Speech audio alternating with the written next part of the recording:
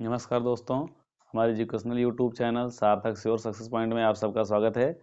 आइए दोस्तों, आज हम लोग परीक्षा के तैयारी के लिए हम लोग एक नया चैप्टर यानी कि सेकंड चैप्टर बहुपद लेकर आए हैं आप लोगों के लिए। इसमें जैसे हम लोगों ने पहले चैप्टर में इम्पॉर्टेंट क्वेश्चन कवर किए थे, वैसे इस चैप्टर में भी हम लोग इम्पॉर्टेंट क्वेश्चन कवर करेंगे। और अगर आप लोग ध्यान से पूरा वीडियो देखेंगे तो निश्चित रूप से आपको बहुत ही फायदा होने वाला है। तो सबसे पहले तो हम जानते हैं कि बहुपद में हम लोग पढ़ेंगे क्या। बहुपद में हम लोगों ने देखा होगा कि पहले चैप्टर में जो हमको पढ़ना होता है बहुपद के शून्यांकों का ज्यामितीय अर्थ, इस तरह के क्वेश्चन आएंगे कि उसके बाद दूसरे चैप्टर में हम लोग देखेंगे कि किसी बहुपद के शून्यांकों तथा गुणांकों में संबंध क्या होता है। इस प्रश्नावली के सवाल कि शून्यांक क्या होते हैं और उनके गुणांकों में संबंध क्या होता है। और तीसरा हम लोग देखेंगे कि बहुपद के लिए विभाजन एल्गोरिथम्स का प्रयोग करते हुए प्रश्नों को हल करेंगे। तो यही हमको इस चैप्टर में पढ़ना है, इसी से संबंधित क्वेश्चंस आते हैं। तो सबसे पहले हम लोग इसका अध्ययन करेंगे कि बहुपद के शून्यांकों का ज्यामितीय अर्थ क्या होता है। इसमें हमको कुछ फिगर्स दिए होते हैं, उसके माध्यम से हम लोग उसमें पता करते हैं कि इसके शून्यांकों की संख्या क्या है। तो सबसे पहले इसको शुरू करने से पहले हम लोग थोड़ा सा बहुपद के बारे में जानेंगे।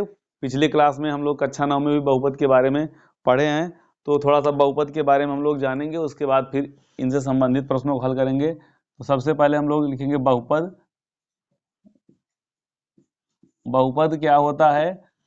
तो बहुपद के बारे में हम लोग जानते हैं, ऐसा बीजीय व्यंजक जिसमें चरों की घात, जो उसकी चर राशि दिया रहता है उसका घात सदैव एक पूर्ण संख्या हो, वो क्या कहे जाते हैं? बहुपद कहते हैं। जैसे कि अगर एग्जाम्पल के तौर पे हम लिखें, ये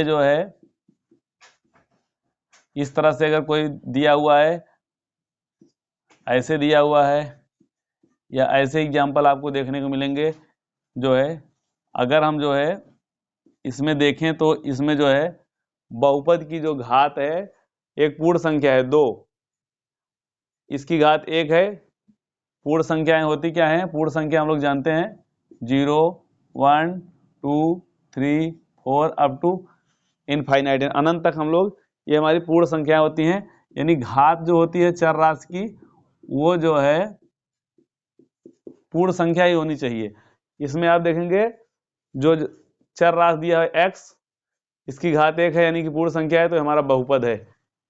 इसमें x की घात 2 है, 2 भी एक पूर्ण संख्या है, यानी ये भी हमारा, इसको बहुपद कह सकते हैं। अगर हम लोग लिख दिए 1/x प्लस 2x प्लस 3, इस तरह से कुछ लिखा हुआ है, तो इसका हम लोग देखेंगे, इसका अगर उसको हम लोग लिखेंगे तो इसकी घात x की पावर -1 हो जाएगी। अगर इसको हम लोग इस तरह से जब लिखेंगे, जो कि घात -1 हो गई है, जो कि -1 पूर्ण संख्या नहीं होती है। तो इस प्रकार के जो प्रश्न दिए होते हैं इनको हम लोग बहुपद नहीं कह सकते हैं। और अगर किसी प्रश्न में इस तरह से दिया हुआ है कि अंडर रूट में कोई संख्या लिखी हुई है, तो इसको भी हम लोग बहुपद नहीं बोलते हैं, क्योंकि यहाँ हम लोग x की घात देखेंगे तो 1/2 अंडर रूट में लिखा हुआ है, यानी इसको हम लोग x की पावर 1/2 लिख सकते हैं। तो घात हमेशा पूर्ण संख्या ही होनी चाहिए। तो ये हो गया हमारा बहुपद। बहुपद पहचानने के लिए भी आता है, कक्षा 9 में भी पहले अभ्यास में दिया हुआ है कि इसमें से बहुपद पहचानिए। उसमें 3-3 या 4-4 ऑप्शन दिए होते हैं, 3 ऑप्शन उसमें पहचानना होता है कौन सा बहुपद है, कौन सा बहुपद नहीं है। यानी कुल मिला के हमको ये देखना है कि जो चर राशि होती है उसका घात हमेशा क्या होनी चाहिए?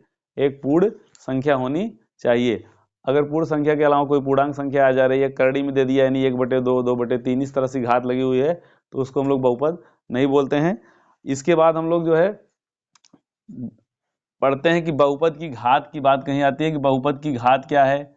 बहुपद की घात, बहुपद की घात से मतलब होता है कि बहुपद में जो दिया गया चर है उसकी अधिकतम घात क्या है, वही बहुपद की घात या बहुपद का घातांक कहा जाता है। जैसे पहले प्रश्न में आप लोग देख रहे हैं, यहाँ पर चर राशि की अधिकतम घात 2 है, यानी ये 2 घात का बहुपद है। इसमें चर राशि का घात 1 है, तो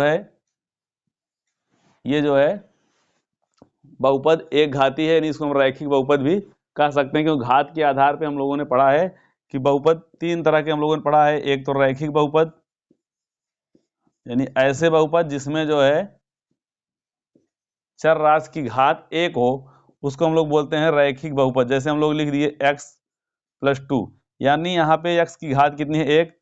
तो इस प्रकार के एग्जाम्पल्स दिए हैं z+5, यानी कुछ भी हो, x में हो बहुपद या y में हो या z में हो, यदि घात होती है एक तो हमको रैखिक बहुपद उसको हम लोग कहते हैं। और दूसरा हम लोगों ने पढ़ा है, जो कि इस अभ्यास में भी हम लोग पढ़ेंगे और ज्यादातर इसका हम लोग अध्ययन करते हैं, द्विघात बहुपद, यानी ऐसा बहुपद जिसकी घात जो है मैक्सिमम घात चर राशि की दो हो। जैसे कोई एग्जांपल हम लिखें इस तरह से, अगर जो है यहाँ पे हम लोग देखेंगे 2x स्क्वायर प्लस 5x+4, यहाँ पे जो है चर राशि x है, इसकी अधिकतम घात 2 है, यानी ये दो घात का बहुपद है, इसको द्विघात बहुपद कहते हैं। और अगर हम तीसरा एग्जांपल लेके देखें, कोई ऐसा एग्जांपल लें जिसमें घात जो है 3 हो, तो उसको हम लोग त्रिघात बहुपद बोलते हैं। एग्जाम्पल के तौर पे मान लीजिए हम लोग यहाँ लिख दे रहे हैं 3x³ plus 4x² plus 5x+1, कुछ भी एग्जाम्पल हम लिख सकते हैं। यानी अधिकतम घात से मतलब होता है यहाँ पे चर की अधिकतम घात 3 है, तो इसको जो है त्रिघात बहुपद बोलेंगे। ये जो है घातों के आधार पे तीन तरह के बहुपद हम लोग पढ़ते हैं। अब हो गया बहुपद क्या है, यानी कि बहुपद में जो चर राशि होती है उसकी घात अगर पूर्ण संख्या है तो दिए गए बीजीय व्यंजक को हम लोग बहुपद बोल सकते हैं। अगर घात जो है कोई पूर्णांक संख्या दी है, यानी माइनस में, या फिर 1/2 या 2/3, 1/4 इस तरह की घात लगी है, तो उसको हम लोग बहुपद नहीं बोलते हैं। और उसके बाद जो है बहुपद घात के आधार पे हम लोग तीन तरह के पढ़ चुके हैं। रैखिक बहुपद, यानी कि अगर चर राशि की घात एक है तो उसको हम लोग रैखिक बहुपद बोलेंगे। अगर किसी बीजीय व्यंजक की जो है हम घात देखेंगे, जो चर राशि है, अगर 2 है तो उसको द्विघात, अगर 3 घात है जो उसकी मैक्सिमम, तो उसको हम लोग त्रिघात बहुपद बोलते हैं। तो जो है हमको आशा है यहाँ तक आप लोग समझ गए होंगे। अब जो है जो यहाँ पे पहले चैप्टर में जिस तरह के क्वेश्चन हमको परीक्षा मिलते हैं, अब इसका हम लोग अध्ययन करेंगे कि बहुपद के शून्यांकों का ज्यामितीय अर्थ क्या होता है। तो आइए हम लोग यहाँ पे शुरू करते हैं। तो आइए अब हम लोग जो है देखते हैं, जो पहला टॉपिक हमने लिखा था कि बहुपद के शून्यक। तो सबसे पहले जो है बहुपद के शून्यक क्या होते हैं इसको जानेंगे, फिर बहुपद के शून्यांकों का ज्यामितीय अर्थ। तो हम आप यहाँ समझेंगे पहले क्या होता है बहुपद के शून्यक क्या होते हैं। किसी बहुपद p ऑफ x का शून्यक c ऐसी संख्या होती है जिसके लिए p of c equal to 0। यानी इसका कहने का मतलब है, अगर कोई बहुपद दिया हुआ है तो जो चर राशि होती है x में बहुपद है या y में, तो x या y का ऐसा मान जिसको रखने पर बहुपद का जो है मान क्या हो, शून्य आ जाए, तो वही होता है बहुपद के शून्यक। इसको एग्जाम्पल के माध्यम से समझते हैं। जैसे मान लीजिए हमने कोई बहुपद ले लिया है p ऑफ x, इसको एग्जाम्पल लेके देखिए समझ में आएगा। p ऑफ x बराबर, अगर हमने यहाँ लिख दिया x-3, तो p ऑफ x बराबर x-3, यानी x का ऐसा मान जिसको रखने पर इस बहुपद का मान क्या हो जाए, शून्य हो जाए, वही क्या होता है बहुपद का शून्यक। वही लिखा है कि किसी बहुपद p ऑफ x का शून्यक c ऐसी संख्या होती है जिसके लिए p ऑफ c, यानी x की जगह उसका मान रखें तो बहुपद का मान क्या हो जाए, शून्य। तो यानी इसको हम लिखेंगे बहुपद के शून्यक। बहुपद का शून्यक अगर हमको निकालना है तो बहुपद का शून्यक निकालने के लिए हम लोग क्या करेंगे, p ऑफ x, इसका मान क्या आना चाहिए, 0। यानी कि जो x-3 दिया हुआ है किसके बराबर होना चाहिए, 0। तो x बराबर क्या आ जाएगा, 3।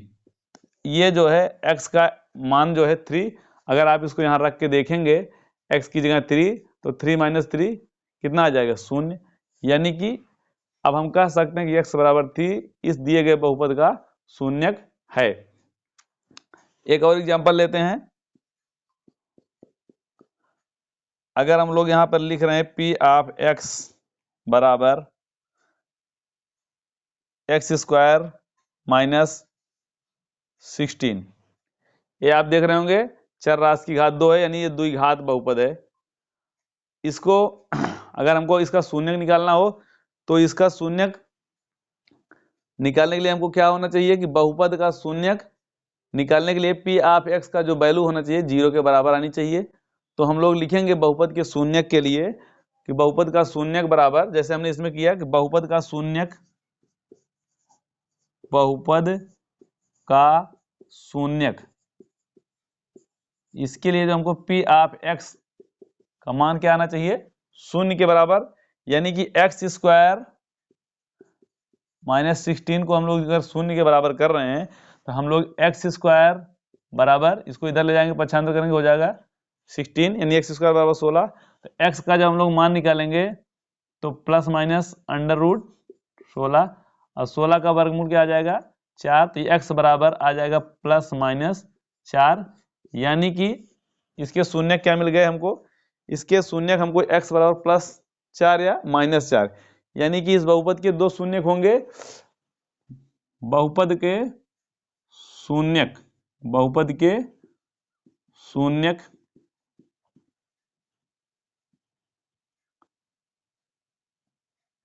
-4 और 4, ये इसके जो है दो शून्यक हैं। तो यानी हम इसको देख के एक निष्कर्ष पे ये पहुंच सकते हैं कि ये जो बहुपद देख रहे हैं, पहला बहुपद पी ऑफ एक्स बराबर एक्स माइनस 3, इसमें जो है एक्स की जो घात है, चर राशि की जो घात है 1 है, यानी कि ये एक रैखिक बहुपद है। एक क्या है, रैखिक बहुपद। और इसका अगर हम लोग ध्यान दें तो जो शून्य का आ रहा है एक्स बराबर 3, और ये जो है क्या है पी ऑफ एक्स बराबर एक्स स्क्वायर माइनस 16, ये क्या है द्विघात बहुपद। क्या है, द्विघात बहुपद। और यहां पर जब हम लोग इसको हल कर रहे हैं तो हमको मिल रहा है कि x बराबर प्लस माइनस 4, यानी x के जो शून्यक हैं दो शून्यक मिल रहे हैं, एक -4 और एक +4। तो इससे हमको ये निष्कर्ष निकल रहा है अगर जो है कोई बहुपद रैखिक बहुपद है तो उसके शून्यकों की संख्या होगी 1, अगर कोई द्विघात बहुपद है तो उसके शून्यकों की संख्या होगी 2। इसी प्रकार से अगर कोई हम त्रिघात बहुपद लेते हैं, यानी कि जिसमें चर राशि की घात 3 हो, तो उसके शून्यकों की जब हम संख्या निकालेंगे तो 3 शून्यक मिलेंगे। इस प्रकार से हम लिख सकते हैं कि अगर कोई बहुपद n घात का है, यानी कि n घात का अगर बहुपद है, n घात के बहुपद में अगर हमको शून्यकों की संख्या निकालनी होगी तो n आएगी। एक घात का बहुपद यानी रैखिक बहुपद है तो एक शून्यक, द्विघात का बहुपद हमने देखा तो हमको दो शून्यक मिल गए। इसी प्रकार से अगर हम लोग 3 घात का बहुपद लें और उसको हल करेंगे तो शून्यकों की संख्या आएगी 3। इस तरह से हम एक निष्कर्ष पे निकल करके आए हैं कि n घात के बहुपद में शून्यकों की संख्या, शून्यकों की संख्या n होती है, n होती है, यानी कि जितने घात का बहुपद है शून्यकों की संख्या वही आएगी। ये जो है हमको दिमाग में रखना है, और ये जो है हमारा निष्कर्ष निकला कि शून्यकों की संख्या यानी जितने घात का बहुपद उतने शून्यक हमको प्राप्त होंगे। तो आइए अब हम लोग जो है बहुपद के शून्यांकों का ज्यामितीय अर्थ क्या होता है इसको समझते हैं। तो ये भी बहुत ही सिंपल और बहुत ही इंपॉर्टेंट है हमारे लिए इसको समझना, क्योंकि इससे संबंधित प्रश्न आते हैं, छोटे छोटे प्रश्न आते हैं लेकिन बहुत ही इंपॉर्टेंट प्रश्न आते हैं और हर बार आते हैं। तो यहाँ पे दिया है बहुपद के शून्यांकों का ज्यामितीय अर्थ क्या होता है। तो इसको देखिए, एक बहुपद P ऑफ x के शून्यक उन बिंदुओं के x निर्देशांक होते हैं जहां y बराबर P ऑफ x का ग्राफ x अक्ष को काटता है। अगर हम लोग ग्राफ बनाएं, x अक्ष और y अक्ष खींचें, ये मान लीजिए हमारा x अक्ष है और ये y अक्ष, तो इसका कहने का मतलब है कि जो शून्यक होंगे x अक्ष को कहां कहां काट रहे हैं या कहां कहां टच कर रहे हैं वही होंगे इसके जो है शून्यक। जैसे हमने कोई ग्राफ मान लीजिए यहां पे खींचा, जैसे ये कोई ग्राफ बना दिया, अब जो है ये जो किसी बहुपद का मान लीजिए ग्राफ है, अब ये जो है आप देखेंगे तो ये एक्स अक्ष है, एक्स अक्ष को यहाँ पे या यहाँ पे कट कर रहा है। यानी कि अगर हमको लिखना हो तो हम सीधा सीधा लिख सकते हैं कि इसके शून्यकों की संख्या होगी 2, क्योंकि एक्स अक्ष को 2 जगहों पे प्रतिच्छेद कर रहा है। इसी बात को हमने शॉर्टकट में यहाँ पे दोबारा लिखा है बढ़िया से कि इसको याद कर लेंगे।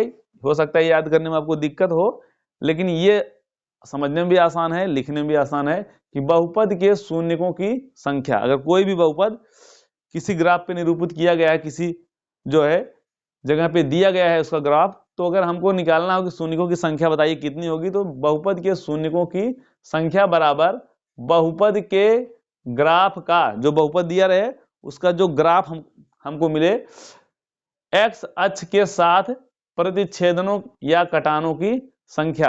यानी वो एक्स अक्ष को कहां पर प्रतिच्छेद कर रहा है, कितनी जगहों पर या कितनी जगह पे काट रहा है, दोनों एक ही बात है। प्रतिच्छेदनों या कटानों की संख्या वही क्या होगी, बहुपद में शून्यकों की संख्या। और ऐसा नहीं कि हर जगह कट ही करे, बहुपद अगर जो है एक्स अक्ष को जहां टच भी कर रहा है वो भी जो है हम लोग लेते हैं। जैसे मान लीजिए फिर हम एक चित्र बना रहे हैं, ये मान लीजिए एक्स अक्ष और ये हो गया वाई अक्ष।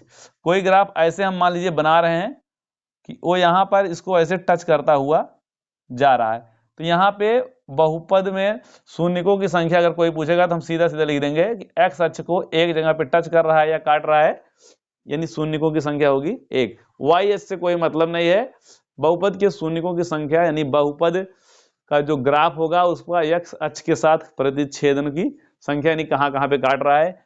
दूसरा हम लोग चित्र बना के देख रहे हैं, ऐसे ही कोई भी चित्र दे सकता है। जैसे मान लीजिए ए है, एक और हमने बनाया, इसके माध्यम समझेंगे। अगर कोई एक हम ग्राफ खींच रहे हैं जो कि लाइन ऐसे जा रही है, तो आप देखेंगे कि ये लाइन एक्स अक्ष को किसी भी बिंदु पे कहीं ना तो टच कर रही है ना तो प्रतिच्छेद कर रही। तो अगर इसके लिए हमको लिखना हो कि बहुपद के शून्यकों की संख्या कितनी होगी, तो हम लोग लिखेंगे यहाँ पे बहुपद के शून्यकों की संख्या जो है शून्य, यानी कोई भी बिंदु ऐसा नहीं है एक्स अक्ष पे जहां पर ये टच कर रही है, यानी यहाँ पर शून्यकों की संख्या कुछ नहीं आएगी, शून्य। इसी प्रकार से और एग्जांपल लेके हम देख ले रहे हैं। जैसे ये हमने ग्राफ बना दिया, ये हो गया एक्स एक्स डैश, ये हो गया वाई वाई डैश। ये अब आप यहाँ पे अगर कोई पूछ रहा है कि इस ग्राफ को देख करके आप बताइए कि बहुपद के शून्यकों की संख्या क्या होगी जिस बहुपद के लिए ग्राफ बनाया गया है, तो यहाँ पे आप सीधा सीधा देखेंगे कि एक्स अक्ष को यहाँ पे कट कर रहा है, यहाँ पे कट कर रहा है, यहाँ पे कट कर रहा है और यहाँ, यानी 4 बिंदुओं पर एक्स अक्ष को ये कट कर रहा है, यानी 4 बिंदुओं पर प्रतिच्छेद कर रहा है। तो इसका मतलब बहुपद के शून्यकों की संख्या 4 होगी। यही बात हमने यहाँ पे लिख रखा है कि बहुपद के शून्यकों की संख्या बराबर बहुपद के ग्राफ, जो बहुपद का ग्राफ बना होगा, एक्स अक्ष के साथ प्रतिच्छेदनों की संख्या के बराबर होगा। तो ये है, आशा करते हैं आपको समझ में आया होगा। अब हम लोग जो है इसी से रिलेटेड जो किताब में इंपॉर्टेंट क्वेश्चन दिए हैं उनको लिखकर समझेंगे। देखिए अब हम लोग जो है इस महत्वपूर्ण क्वेश्चन के माध्यम से समझेंगे। एक प्रश्न दिया हुआ है, किसी बहुपद p ऑफ x के लिए y बराबर p ऑफ x के ग्राफ दिए हैं। कोई बहुपद है p ऑफ x, उसका जो ग्राफ यहाँ पे दिया है, कह रहा है प्रत्येक ग्राफ में p ऑफ x के शून्यकों की संख्या ज्ञात कीजिए। इस पे अभी हम लोग डिस्कस कर चुके हैं। इस प्रश्न को हल करने में बहुत ही आसानी है, कोई दिक्कत नहीं है। ये जो हमने लिखा था इसको आप लोग ध्यान से दिमाग में रखेंगे, आसानी से आ जाएगा कि बहुपद के शून्यकों की संख्या बराबर बहुपद के ग्राफ का एक्स अक्ष के साथ प्रतिच्छेदनों की संख्या। यानी कोई बहुपद है उसका ग्राफ जो अगर दिया गया है तो उसको हम यही देखना है कि उसका एक्स अक्ष के साथ कहाँ कहाँ पे प्रतिच्छेद कर रहा है, यानी कितनी बार एक जगह एक जो है काट रहा है एक्स अक्ष को, बस वही उसको हमको काउंट कर लेना है। तो इसमें हम जो है आसानी से देख सकते हैं, ये दिया हुआ पहला ग्राफ एक्स अक्ष वाई अक्ष, ये जो है ग्राफ जो दिया गया है पहले प्रश्न के लिए, ये आप देख रहे होंगे तो आपको क्लियर दिख रहा है कि यहाँ पे एक जगह पे एक जो है प्रतिच्छेद कर रहा है। यानी कि हम लोग लिखेंगे कि दिया गया ग्राफ एक्स अक्ष को, अगर लिखना है तो कोई दिक्कत नहीं है, आसानी से लिख सकते हैं कि दिया गया ग्राफ, दिया गया ग्राफ एक्स अक्ष को एक बिंदु पर प्रतिच्छेद करता है, एक बिंदु पर प्रतिच्छेद करता है या काटता है, प्रतिच्छेद करता है, अतः इसके जो शून्यक होंगे, शून्यकों की संख्या, अतः शून्यकों की संख्या बराबर, हम लोग लिखेंगे इसके शून्यकों की संख्या कितनी होगी, एक। शून्यकों की संख्या बराबर एक। ये जो है आसानी से हम लोग, अब दूसरा देखेंगे, ये जो है दूसरे ग्राफ को अगर देखेंगे आप, एक्स अक्ष को कहीं पर भी प्रतिच्छेद नहीं कर रहा है, इसके शून्यकों की संख्या हमको लिखना हो तो शून्यकों की संख्या, शून्यकों की संख्या बराबर कुछ नहीं आएगा, शून्य, कहीं पर भी नहीं प्रतिच्छेद कर रहा है, इसके शून्यकों की संख्या 0।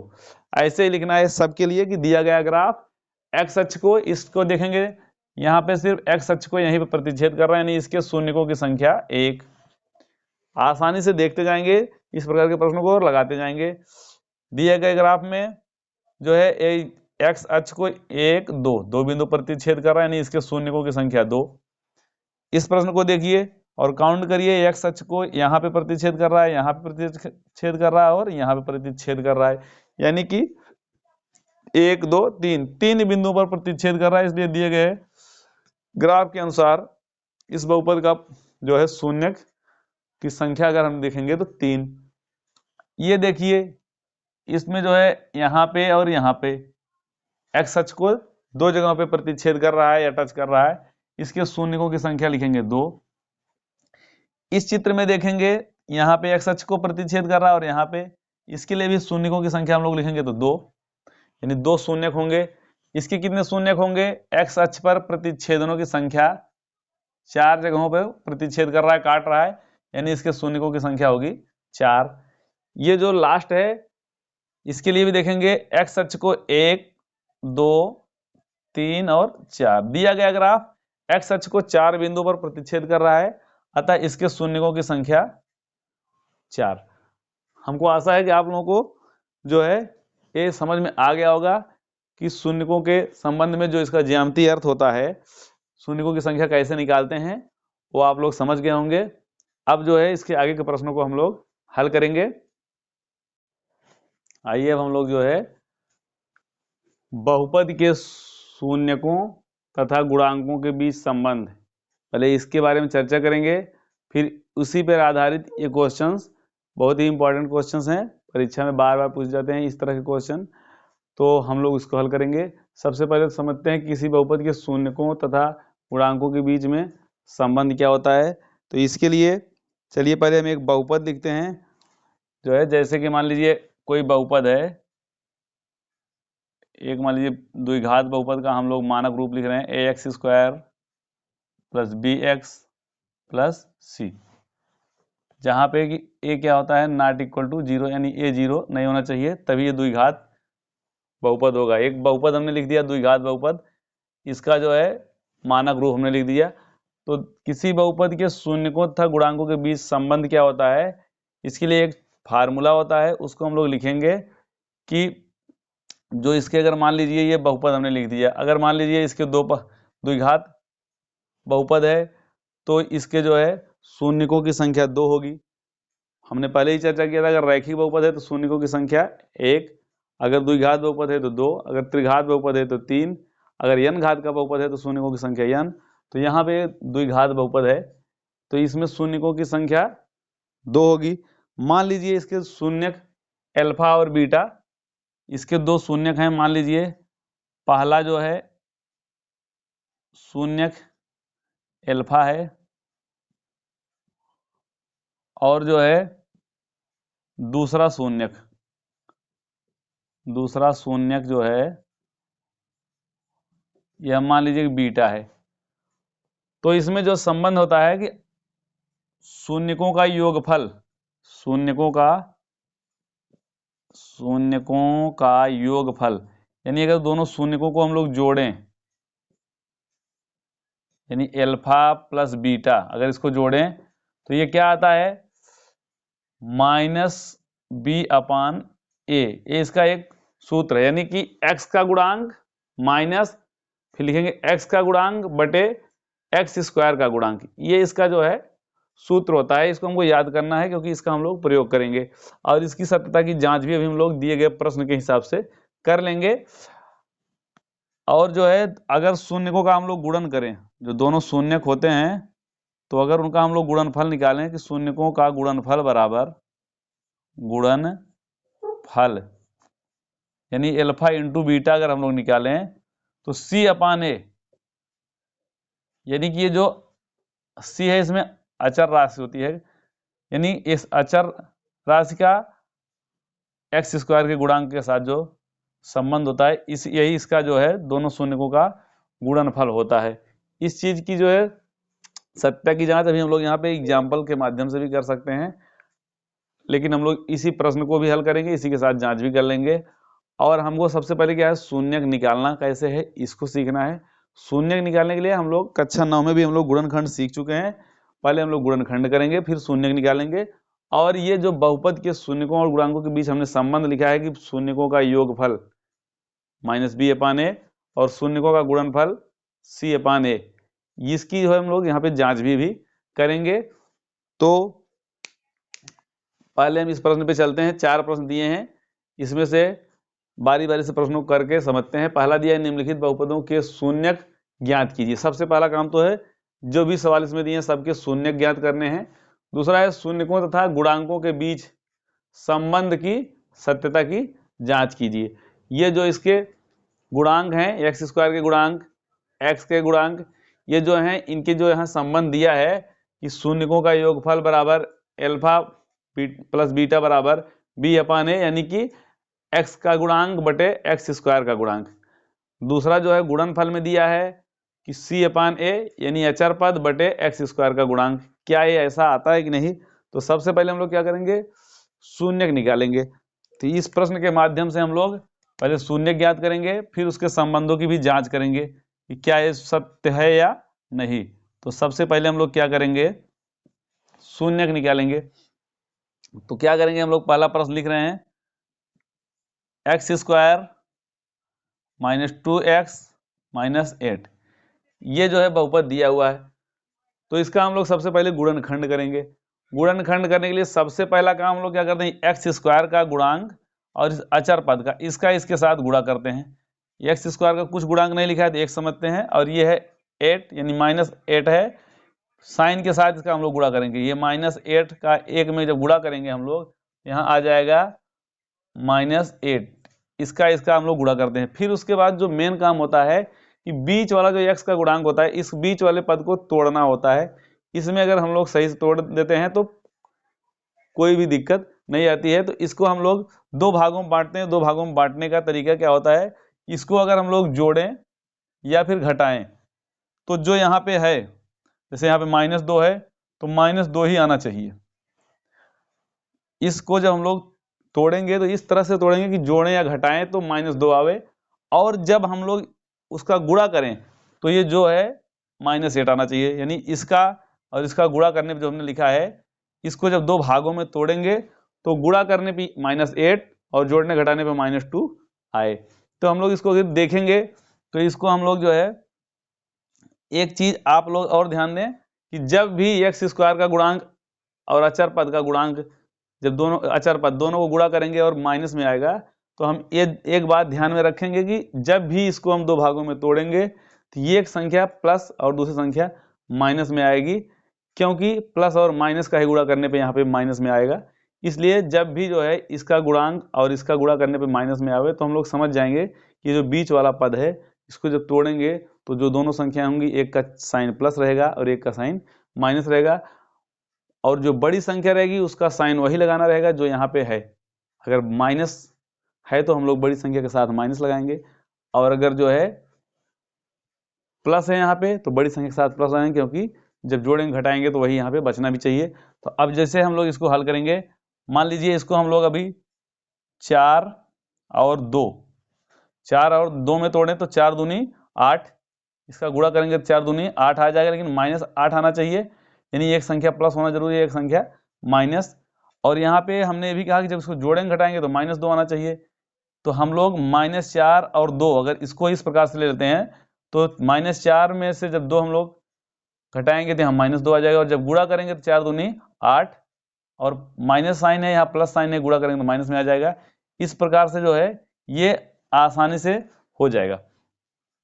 इसलिए जो है इसको ध्यान देना बहुत ही जरूरी है कि इसका पहले गुणा करेंगे साइन को ध्यान में रखते हुए, साइन लगा के, और बीच वाली संख्या को हम लोग जब तोड़ेंगे तो बीच वाली संख्या को इस प्रकार से तोड़ना है कि जो है इसको जब जोड़ें या घटाएं तो फिर से यही संख्या मिल जाए, और जब गुणा करें उसके दोनों खंडों को तो गुणा करने पे ये संख्या आ जाए जो पहले हम लोग निकाले रहते हैं।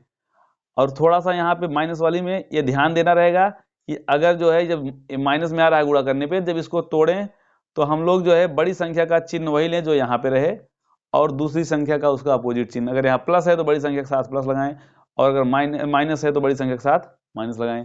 तो अब इसको हम लोग इस प्रकार से लिख सकते हैं आसानी से। आइए हम लोग लिखते हैं एक्स स्क्वायर, ये जो है -4x + 2x - 8 बन गया। इसको अभी आप -4x + 2x इसको हल करेंगे तो -2x आ जाएगा, और इसका जो जब गुणा करेंगे 4 दूनी 8, ये माइनस है प्लस है तो -8 आ जाएगा। ये जो है रफ वर्क है, लिखना जरूरी नहीं है, बस समझने के लिए था। अब हम लोग क्या करेंगे, इसको जो है कॉमन लेंगे इसमें से x, तो यहाँ पे x - 4 आ जाएगा, और यहाँ पे हम लोग +2, तो यहाँ पे आएगा x, 8 है, 8 को हम लोग लिख सकते हैं 2 × 4, तो 2 कॉमन हो जाएगा, तो यानी बचेगा यहाँ पे 4।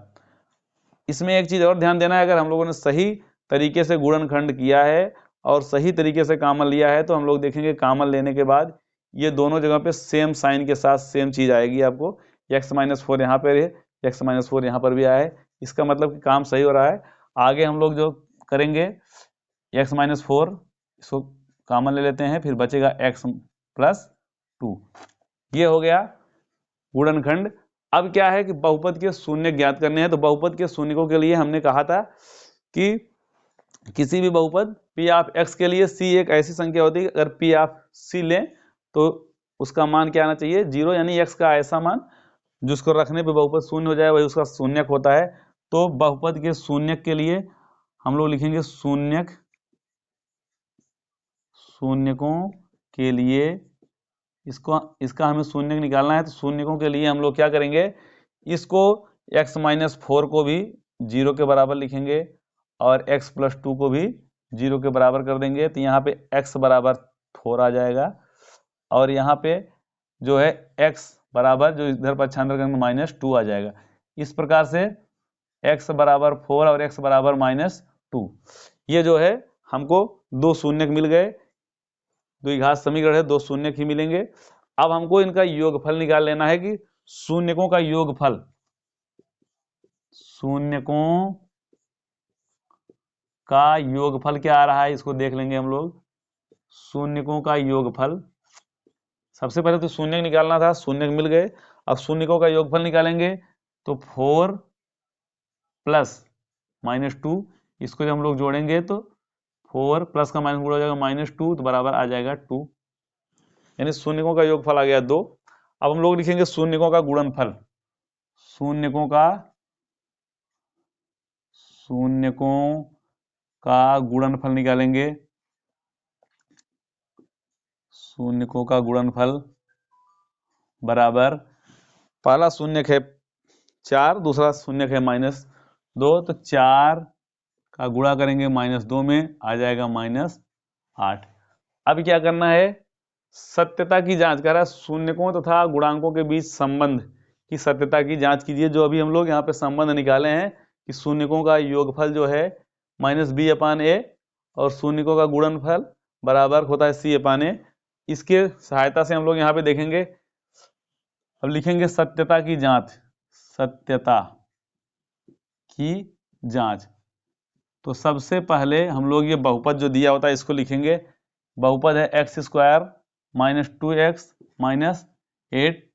इस बहुपद की अगर हम लोग जो है देखें यहाँ पर, तो यहाँ पे a यानी जो है x² का गुणांक, यही ये होता है, कितना है 1। b यानी x का गुणांक ये है -2 और c ये है -8। अब जो है हम लोग इस फार्मूले का प्रयोग करेंगे और देखेंगे शून्यकों का योगफल बराबर शून्यकों का योगफल, यानी अगर इसके दो शून्यक हैं तो उसका योगफल क्या होता है -b/a। तो यहाँ पे -b माइनस लगाएंगे, b क्या है, b का मान है -2 बटे a का मान है 1 और इसको हम लोग हल करेंगे तो ये आ जाएगा 2, माइनस का माइनस गुणा हो जाएगा प्लस 2/1 यानी 2। और दूसरा हम लोग जो है शून्यकों का गुणनफल, शून्यकों का गुणनफल इसका होता है c/a। ये फार्मूला हमको याद रखने होंगे। तो यहाँ पे c क्या है -8, तो c की जगह पे -8 बटे a का मान है 1, तो इस प्रकार से आ गया -8। अब हम देख रहे हैं कि जो अभी हमने शून्यकों का योगफल निकाला था 2, यहाँ भी शून्यकों का योगफल इस फार्मूले से भी आया 2, और दूसरा हमने निकाला था शून्यकों का गुणनफल -8 आया था, और यहाँ भी शून्यकों का गुणनफल -8। तो इससे हमको इसकी सत्यता की जांच हो गई कि शून्यकों के गुणांकों, शून्यकों तथा गुणांकों के बीच में जो संबंध है, ये जो हमने अभी भी यहाँ पे लिखा था संबंध, ये जो है पूरी तरह से सत्य है। ये हो गई हमारी सत्यता की जांच। इसी प्रकार से सारे प्रश्न करने हैं, इसमें से एक आध प्रश्न पे हम लोग और जो है इसके बाद अभ्यास करते हैं। तो जो है आइए हम लोग जो है इसके बाद जो है प्रश्न नंबर 2 या 3 को हल करेंगे। आइए हम लोग जो है दूसरा प्रश्न देखते हैं। अब दूसरा प्रश्न दिया है 6x² - 3 - 7। ये प्रश्न आप यहाँ देखेंगे 6x² - 3 - 7x, इसको पहले हम लोग यहाँ उतारेंगे, जो दिया गया बहुपद है दूसरा, इसको हम लोग हल करेंगे। तो 6x² - 3 - 7x, इस तरह के प्रश्न देता है तो एक बार जो है बच्चे सोचते हैं इसमें करना क्या है, क्योंकि इसमें जो है आगे पीछे करके देता है। तो सबसे पहले हम क्या होता है, जो हम लोग बहुपद का मानक रूप पढ़ते हैं, यानी कि दिए गए बहुपद को उसकी घातों के अवरोही या आरोही क्रम में हमको लिखना होता है। तो हम लोग यहाँ पे सबसे पहले इसको जो है घात, यानी इसकी घात 2 है, इसकी घात 1 है, इसकी घात अगर x लिखेंगे तो कोई घात नहीं है 0, तो यानी इसके पहले हम लोग दिए गए घात के अवरोही क्रम में इसको लिखेंगे, यानी इसको पहले हम लोग एडजस्ट करेंगे सही से। यहाँ पे हम लोग लिखेंगे 6x², इसको यहाँ ला के लिखेंगे 7x और -3, बस, और कोई दिक्कत नहीं है। अब इसको हम लोग आसानी से पहले की तरह हल करेंगे, इसमें जरा सी भी आपको दिक्कत नहीं होगी। जब भी ऐसा प्रश्न दिया रहे तो उसको जो है हम लोग ऐसे एडजस्ट कर लेते हैं, क्योंकि बहुपद का मानक रूप जो हम लोग लिखते हैं तो उसकी ऐसे कभी प्रश्न आता है कि बहुपद का मानक रूप है, प्रश्न देता है, और उसमें क्या करना होता है कि दिए गए जो घात होते हैं, घातों के या तो अवरोही क्रम यानी घटते हुए क्रम में घातों के उसको मैंने एडजस्ट करते हैं, या फिर बढ़ते हुए क्रम में, तो उसी को बोलते हैं बहुपद का मानक रूप। तो ये जो है इसको हम लोग सही कर लिए हैं। अब हमको क्या करना है, वही पहला काम जो हमने इसके पहले बताया आपको, कि सबसे पहले x² का गुणांक इस अचर पद के साथ गुणा करेंगे। तो 6 का 3 यानी -3 है, इसके साथ गुणा करेंगे तो -18, ये आ गया 6 3 18 -18 आ गया। अब क्या करते हैं, जो बीच की संख्या है -7, अब 7 को ऐसे तोड़ना है कि हम लोग अगर जोड़ें या घटाएं तो हमको जो है यही संख्या जो -7 है यही हमको प्राप्त हो जाए।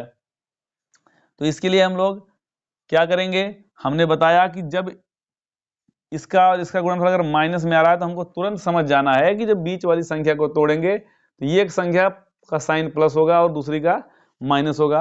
और दूसरी बात हमने बताया कि जो बड़ी संख्या का साइन रहेगा वो वही साइन रहेगा जो यहाँ पे दिया है। अगर माइनस का चिन्ह है तो बड़ी संख्या के साथ माइनस लगाएंगे, और अगर प्लस है तो बड़ी संख्या के साथ प्लस लगाएंगे। अब इसको हम लोग तोड़ते हैं और देखते हैं कि गुणा करने पे 18 पहले आवे और जो है जोड़ने घटाने पे -7। तो सबसे पहले अगर हम इसको देखें तो अगर इसको 4 और 3 में तोड़ें तो 4 3 7 तो आ जाएगा, लेकिन 4 3 12 ही होता है। अगर जो है इसको हम लोग जो है 5 और 2 में लेंगे तो 5 दूनी 10, 18 आएगा ही नहीं गुणा करने पे, जोड़ने पे भले आवे। इसको हम लोग अगर 9 और 2 ले लेते हैं तो 9 दूनी 18, 18 भी आ रहा है। और जो है अगर इसको हम लोग बड़ी संख्या के साथ, हमने बताया जो यहाँ साइन रहे वही लें, और उसके दूसरे वाले को उसका अपोजिट, अगर इसको -9 और 2 में तोड़ देते हैं तो 9 दूनी 18 प्लस और माइनस का गुणा होगा तो -18 आ जाएगा।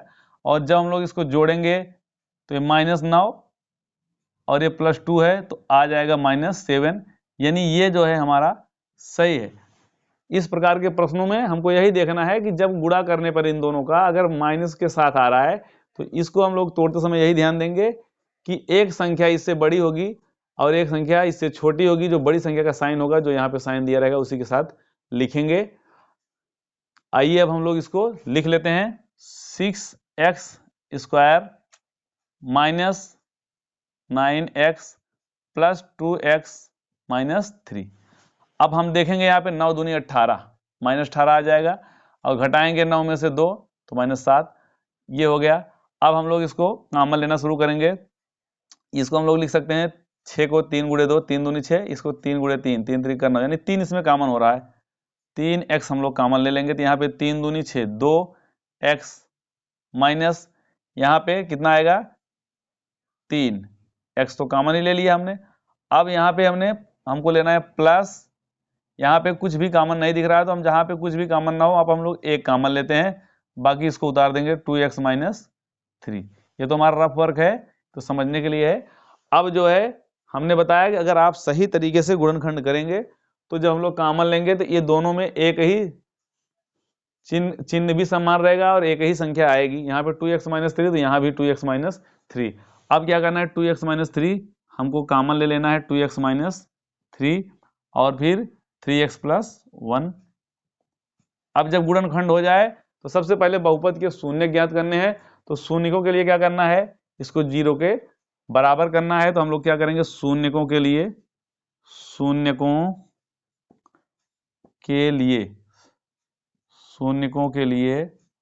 हम लोग लिखेंगे। तो ये जो बहुपद है जिसका गुणनखंड आया 2x माइनस 3, इसको 0 के बराबर करेंगे, और 3x प्लस 1 इसको भी क्या करेंगे 0 के बराबर करेंगे। हल करेंगे तो 2x, इसको इधर पक्षांतर करके 3 हो जाएगा, x का मान निकालेंगे तो 3/2 ये हो गया।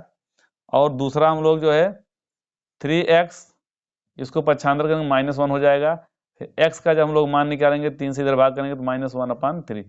तो इसके जो शून्यक आ गए, 2 शून्यक आ गए, शून्यक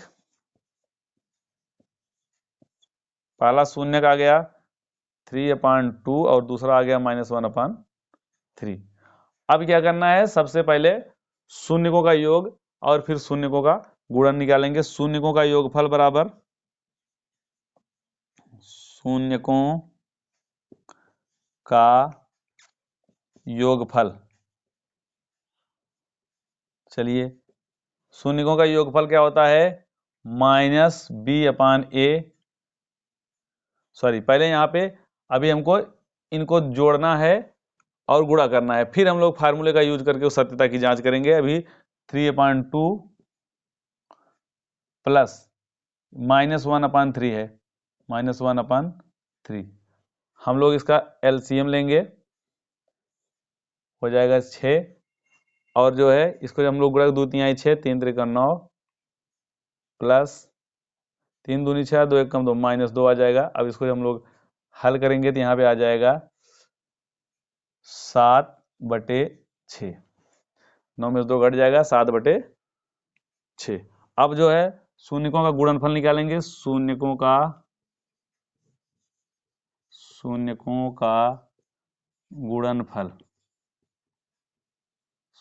गुणनफल बराबर, गुणनफल करिए 3/2 और इसका गुणा करेंगे -1/3।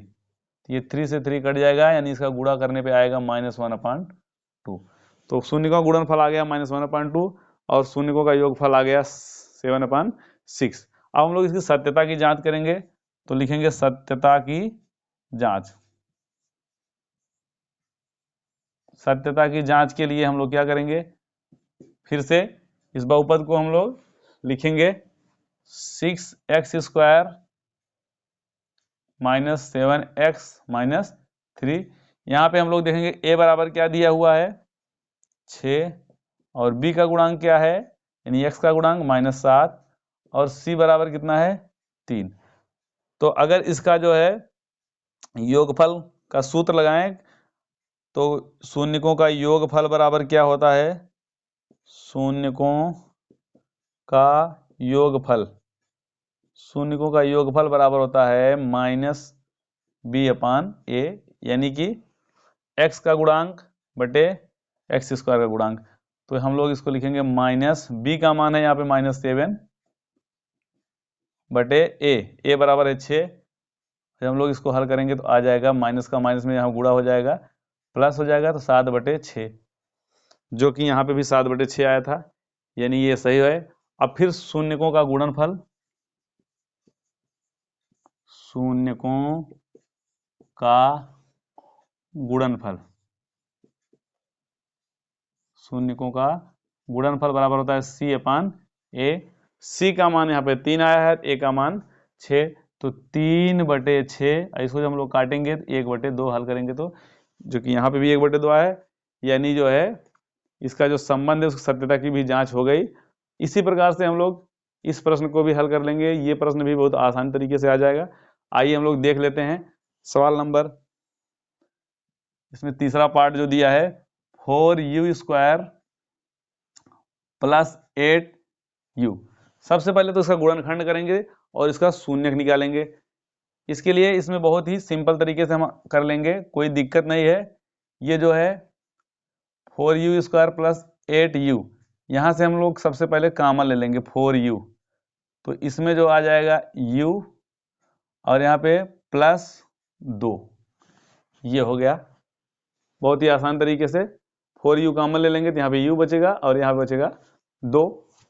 अब जो है शून्यकों के लिए क्या करेंगे, इसको शून्यक निकालेंगे सबसे पहले। शून्यकों के लिए, शून्यकों के लिए, शून्यकों के लिए हम लोग क्या करेंगे, 4u को भी 0 के बराबर करेंगे और हमको मिल जाएगा u जो है u बराबर 0 में 4 से भाग हो जाएगा तो 0 आ जाएगा।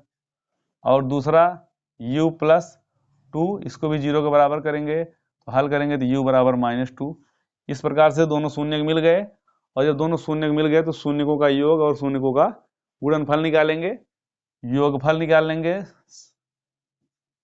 योगफल पूरा नहीं लिख रहे हैं, बस हम लोग 2 प्रश्न कर चुके हैं, लिखने का आप लोगों को तरीका आ गया है कि शून्यकों का योगफल पूरा लिखेंगे। तो योगफल करेंगे तो 0 प्लस इसमें -2 जब जोड़ेंगे तो आ जाएगा -2। और गुणनफल निकालेंगे, शून्यकों का गुणनफल, तो शून्यकों का गुणनफल तो 0 और दूसरा है -2, इसका दोनों गुणा करेंगे आ जाएगा 0। अब क्या करना है, सत्यता की जांच करनी है। फिर से हम लोग लिखेंगे सत्यता की जांच, सत्यता की जांच। जब हम लोग सत्यता की जांच करेंगे, इसको लिखेंगे, बहुपद दिया है 4u² + 8, उसके बाद u, यहाँ पे चर राशि कुछ नहीं है, 0 समझ सकते हैं। अगर इसको हम लोग देखें तो यहाँ a का मान है 4, b का मान है 8 और c का मान है 0। अब हम लोग जो है शून्यकों का योगफल और शून्यकों का गुणनफल फार्मूले की सहायता से निकालेंगे। तो शून्यकों का योगफल, शून्यकों का योगफल बराबर, शून्यकों का योगफल बराबर -b/a। तो यहाँ पे b का मान है 8 और a का मान है 4, तो -8/4, तो इसको हम लोग भाग देंगे तो -2। योगफल यहाँ पे भी आया है -2। अब शून्यकों का गुणनफल हम लोग लिखेंगे, शून्यकों का गुणनफल ये होता है c/a। यहाँ पे c है 0 और a का मान है 4, यानी कि 0/4, तो 4 से भाग करेंगे 0 में 0 ही आएगा। यहाँ भी गुणनफल 0 आया था, यहाँ भी 0। इस तरह से प्रश्न हल हो गया।